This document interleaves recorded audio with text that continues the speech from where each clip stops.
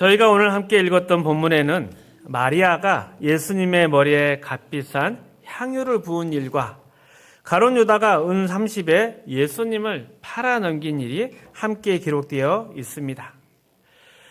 마태복음의 저자 마태는 예수님의 죽음을 앞두고 그 죽음이 어떤 의미를 가지는지 분명히 보여주기 위해서 두 사건을 고르고 선택해서 기록했습니다.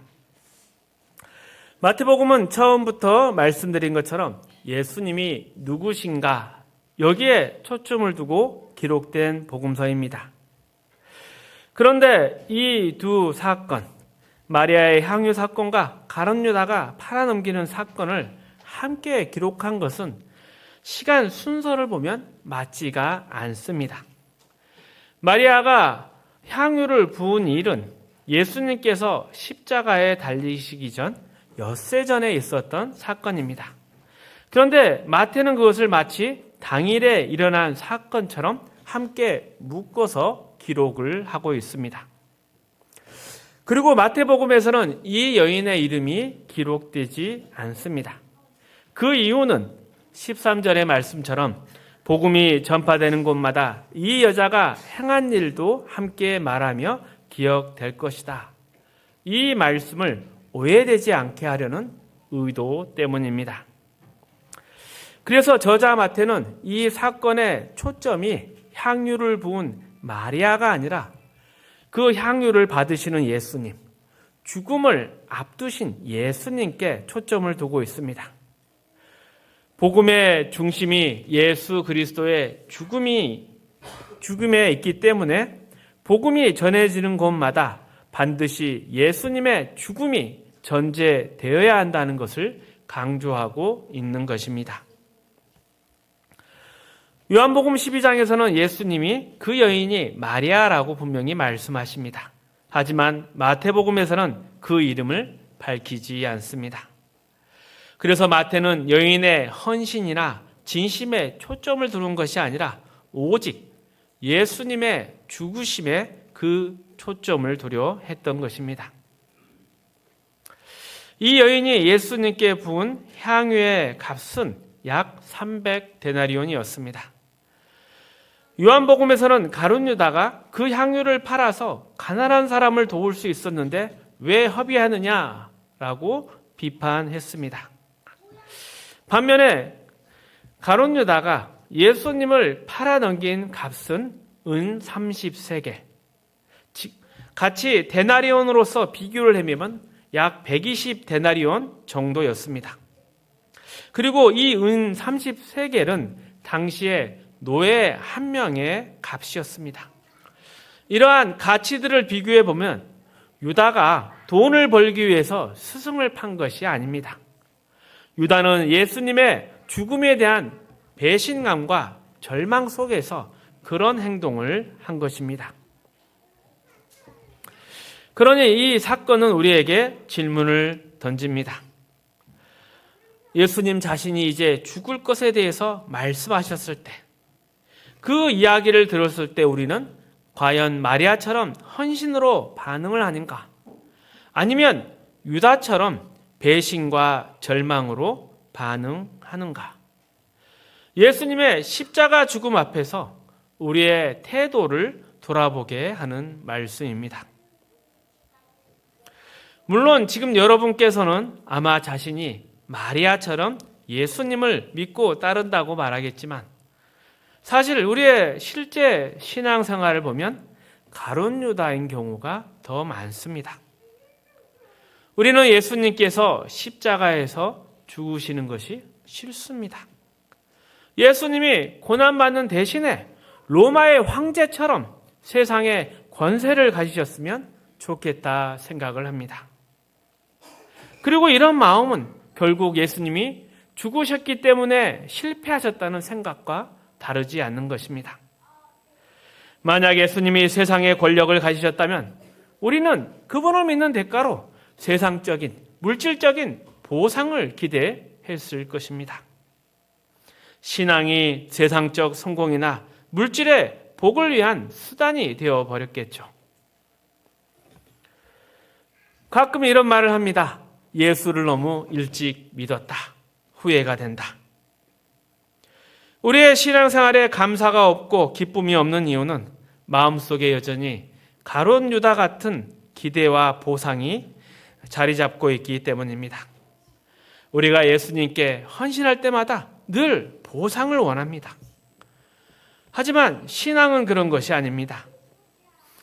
빌립보서 3장 10절에서 12절 말씀 우리 함께 읽어보겠습니다. 내가 그리스도와 그 부활의 권능과 그 고난의 참여함을 알고자 하여 그의 죽으심을 본받아 어떻게 해서든지 죽은 자 가운데서 부활에 이르려 하노니 내가 이미 얻었다 함도 아니요 온전히 이루었다 함도 아니라 오직 내가 그리스도 예수께 잡힌 바 된 그것을 잡으려고 달려가노라. 이 말씀은 사도 바울이 자신의 정체성을 고백하는 내용입니다. 바울은 죽은 자 가운데서 부활에 이르기 위해 살아간다라고 고백합니다. 여기에는 늘 죽음과 부활이 항상 함께 가고 있습니다. 왜냐하면 우리는 그 두 영역 속에 살고 있기 때문입니다. 하나는 죄와 세상이 지배하는 영역이고 또 다른 하나는 하나님께서 다스리시는 의와 진리, 거룩의 영역입니다. 우리가 모두 죄와 사망의 영역에서 태어났고 그 죄가 우리의 본성입니다. 이곳에서 벗어날 수 있는 유일한 방법은 그리스도와 함께 죽는 것입니다. 출애굽 사건으로 비유하자면 애굽을 떠나지 않고서는 결코 가나안 땅에 들어갈 수 없는 것입니다. 우리가 예수 그리스도를 믿는다고 고백하려면 먼저 이 죄와 사망의 자리에서 벗어나야 합니다.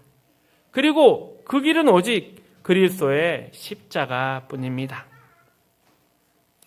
향유를 부었던 마리아처럼 예수님의 십자가 죽음을 소중히 여기는 사람은 이 죄와 거룩이라는 두 가지 영역에 대해 분명히 알고 있는 사람입니다. 그러나 가룟 유다처럼 실망과 배신의 마음을 가진 사람이라면 이 두 영역에 대해서 구분하지 못하고 아직도 죄와 사망의 세상적 기준만을 붙들고 살아가는 것입니다. 많은 인간의 종교가 소원을 이루기 위한 초월적인 수단으로만 여겨집니다. 그러나 기독교는 참된 믿음은 이 죄와 사망에서 벗어나 하나님의 생명과 거룩함에 참여하는 데 관심을 두고 있습니다. 로마서 6장에서 한 바울의 고백도 이 점을 구체적으로 밝히고 있습니다. 우리 6절에서 11절 말씀 함께 읽어봅니다. 우리가 알거니와 우리의 옛사람이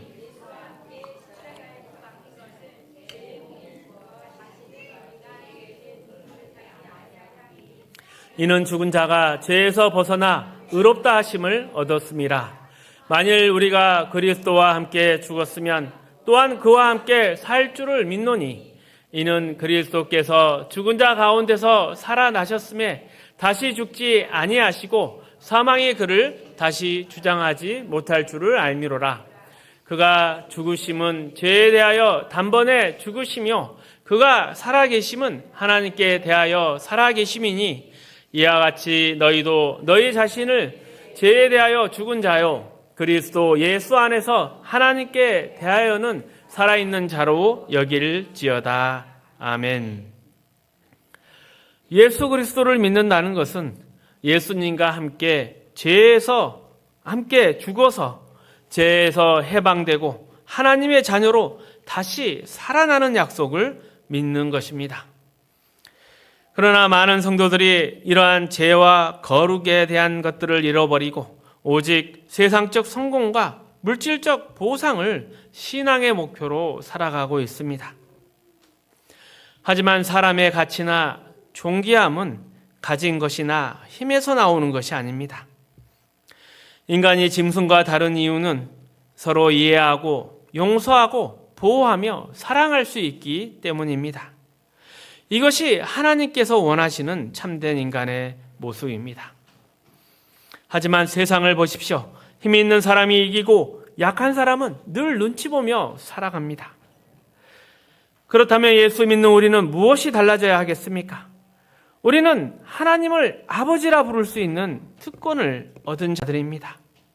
그리고 이렇게 하나님의 자녀로 불린다는 것은 죄와 사망의 더러운 삶에서 벗어나 하나님의 형상대로 지음받은 참된 인간으로 살아간다는 뜻입니다.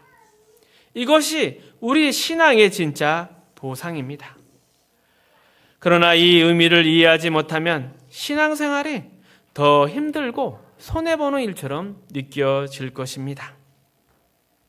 예수 믿는다고 해서 세상에서 고통이 사라지거나 형통해지는 것이 아닙니다.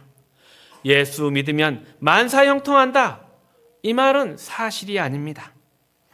신앙의 참된 복은 고난을 넘어서 하나님의 자녀로 변화되어 가는 데 있습니다.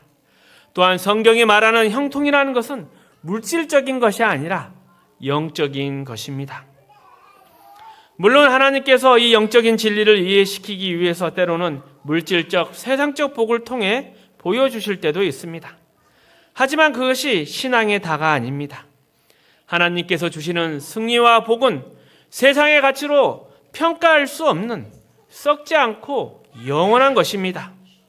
그리고 이것은 먼 미래의 막연한 이야기가 아니라 지금 이 땅에서도 충분히 경험할 수 있는 현실적 은혜들입니다. 성도가 잘 되는 것, 진정한 형통이라는 것은 세상적으로 잘 되는 것이 아니라 저 사람을 보면 참 사람답게 살아가는구나. 저 사람과 있으면 마음이 따뜻해진다. 이런 평가를 받는 삶입니다. 그리고 바로 그런 참된 인간의 모습을 회복하는 것이 성경이 말하는 형통입니다. 에베소서 4장 17절에서 19절까지 말씀 함께 읽어봅니다. 그러므로 내가 이것을 말하며 주 안에서 증언하노니 이제부터 너희는 이방인이 그 마음에 험한 것으로 행함같이 행하지 말라. 그들의 총명이 어두워지고 그들 가운데 있는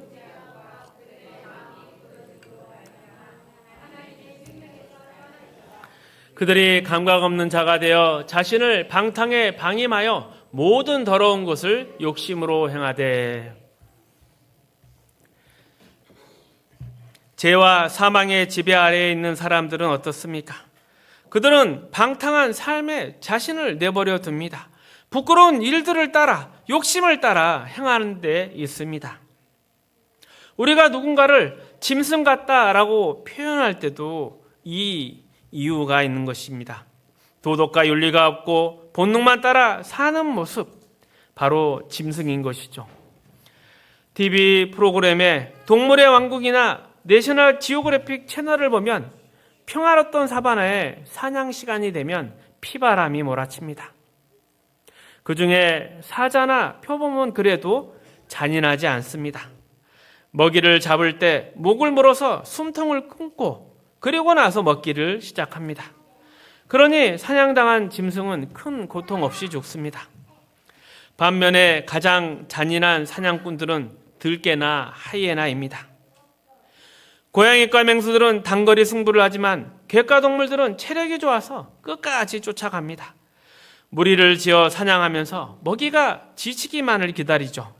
그리고 잡으면 아직 살아있는 상태에서 다리부터 뜯어 먹습니다. 이것이 바로 본능에만 지배된 존재의 모습이라 하겠습니다. 바울은 우리에게 이런 삶이 바로 죄와 사망의 영역에서 살아가는 인간의 모습이라 합니다. 본능과 욕심만 쫓는 삶은 결국 짐승과 다를 바 없는 것입니다. 우리도 세상 속에서 그렇게 살아가는지 모릅니다. 이해관계나 양심, 아니 그것보다는 자신의 이익을 위해서라면 무슨 일이라도 서슴지 않습니다. 하지만 예수 그리스도를 믿고 거룩한 삶을 살게 됐다는 것은 정말 인간으로서 감사한 일이라 하겠습니다.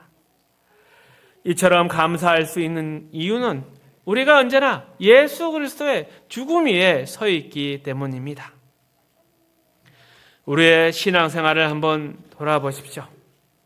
과연 우리가 예수 그리스도의 죽음을 기념하며 그 예수를 따라 살아가는 향유를 부은 마리아인지 아니면 예수를 팔아 자신의 안락과 형통을 원하는 가룟 유다가 아닌지, 이 신앙생활을 통해서 얻고자 하는 것이 무엇입니까? 신앙을 어디에다 사용하고 있습니까? 에베소서 4장 21절에서 24절까지 말씀이 그 문제의 답을 알려주고 있습니다. 함께 읽습니다. 진리가 예수 안에 있는 것 같이 너희가 참으로 그에게서 듣고 또한 그 안에서 가르침을 받았을진데 너희는 유혹의 욕심을 따라 썩어져가는 구습을 따르는 옛사람을 벗어버리고 오직 너희의 심령이 새롭게 되어 하나님을 따라 의와 진리의 거룩함으로 지으심을 받은 새 사람을 입으라. 아멘. 우리가 이 길을 따라갈 때에만 우리는 진정으로 예수의 죽으심을 기념할 수 있습니다. 그리고 또 이러한 길을 따라갈 때 예수 그리스도의 십자가로 구원받은 은혜의 의미를 우리가 늘 덧입고 감사하게 되고 매일 참된 찬양과 영광을 하나님 앞에 올려드릴 수 있을 것입니다. 그리고 믿는 자로서의 참된 기쁨과 보상을 누리게 될 것입니다. 하지만 아직도 마음속에 예수님이 죽지 않고 로마의 황제처럼 살아계셨으면 좋겠다, 이런 마음이 있다면 여전히 세상적 본능에 묶여있는 들깨와 하이에나와 다를 바가 없는 것입니다. 우리는 예수님의 죽으심을 진심으로 받아들인 마리아처럼 믿음으로 의와 진리와 거룩함으로 새롭게 지음받은 새 사람으로 살아가야 할 것입니다. 오늘날 세상은 물질 만능과 쾌락이 인생의 목표가 되어버렸습니다. 인생의 참된 가치는 모두 사라져 버렸습니다. 돈으로 평가하는 시대가 되어버렸습니다. 하지만 하나님은 우리를 그렇게 창조하지 않으셨습니다. 우리는 돈이 아니라 거룩함과 사랑으로 살아가도록 지음받은 존재입니다. 우리의 신앙을 통해서 하나님의 참되신 주권이 무엇인지, 또 예수 그리스도께서 우리를 위해 죽으심이 무엇인지, 그를 십자가에 못 박음으로써 우리에게 주시려고 하는 새 생명의 가치가 무엇인지를 우리는 고백하고 있습니까? 이제 그 고백이 우리의 삶 속에서 드러나기를 축복합니다. 하나님의 은혜 안에서 감사와 기쁨을 누리며 믿음으로 승리하는 하나님 자녀가 되시기를 축복합니다. 말씀을 정리하겠습니다. 오늘 본문에는 마리아가 예수님께 향유를 부은 일과 가룟 유다가 예수님을 은 30에 팔아넘긴 사건이 함께 나옵니다. 마리아는 예수님의 죽음을 준비하며 헌신했고 유다는 실망과 절망 속에서 배신했습니다. 마태는 이 두 사건을 복음의 중심이 예수 그리스도의 죽으심에 있다는 것을 강조하기 위해서 함께 기록했습니다.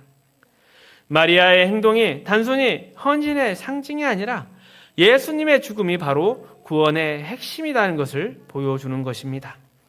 반면 가룟 유다는 돈 때문이 아니라 예수님이 자신이 기대한 모습, 이것이 아니었기 때문에 배신한 것이었습니다. 마리아처럼 예수님의 죽음을 감사로 받아들이는가? 아니면 가룟 유다처럼 세상적 성공을 바라는가? 우리의 신앙을 돌아봐야 합니다. 우리가 예수를 믿는다는 것은 예수님과 함께 죽어서 죄에서 벗어나고 그의 부활로 새 생명으로 거듭나는 것입니다. 그리고 이 삶이 참된 신앙의 보상이며 하나님의 자녀로 살아가는 큰 복인 것입니다. 추수감사절 예수님의 죽으심을 감사하며 의와 진리의 거룩함으로 새 사람으로 살아가시기를 축복합니다.